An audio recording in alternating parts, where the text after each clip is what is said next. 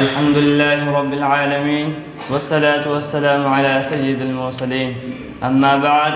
محترم حاضرین، آج کے اس مسابقت اجلاس میں میری گفتگو کا عنوان ہے صحابہ کرام کی شان میں گستاخی کا انجام.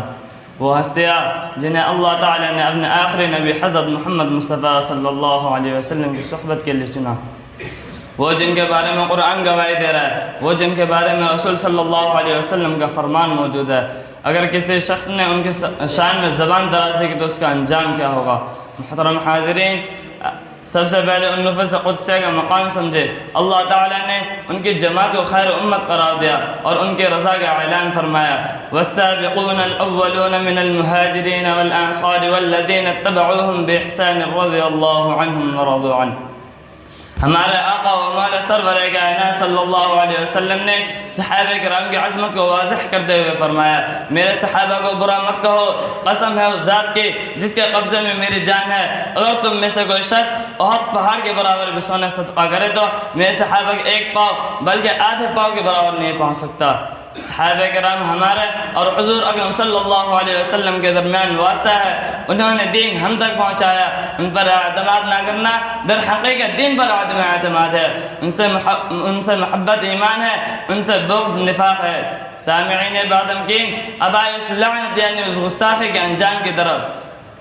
جو شخص اللہ کے محبوب بندوں کو، نبی کے وفادار ساتھیوں کو، جن کے ایمان پر قرآن نے مہر لگائی، انہیں برا کہتا ہے، وہ دراصل کس سے ٹکرا رہا ہے؟ صحابہ کرام کو برا کہنا براہ راست حضور اکرم صلی اللہ علیہ وسلم کو تکلیف پہنچانا ہے.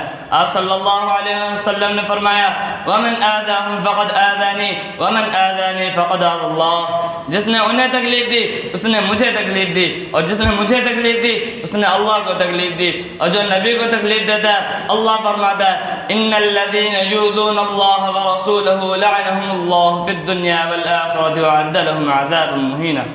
گستاخ کو کبھی دنیا میں سکون، ایمان کی حلاوت اور قبولیت نصیب نہیں ہو سکتی. وہ حق سے بھٹک جاتا ہے اور اس کا دل نفاق کی سیاہی سے بھر جاتا ہے. وہ روزہ قیامت تنہا کھڑا ہوگا، اللہ، رسول اور تمام فرشتوں کی لعنت ہوگی.